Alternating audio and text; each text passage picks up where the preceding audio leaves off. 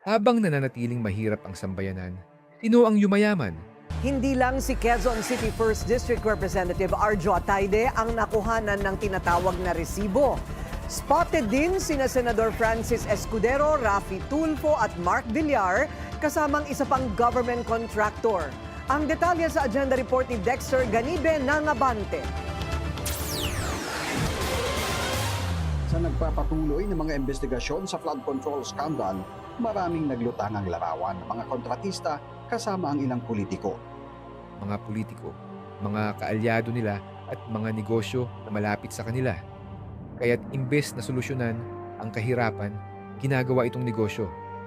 Sa bansang ito, ang kahirapan ay hindi problema na kailangang ayusin, kundi negosyo at oportunidad na ginagamit para manatili sa kapangyarihan.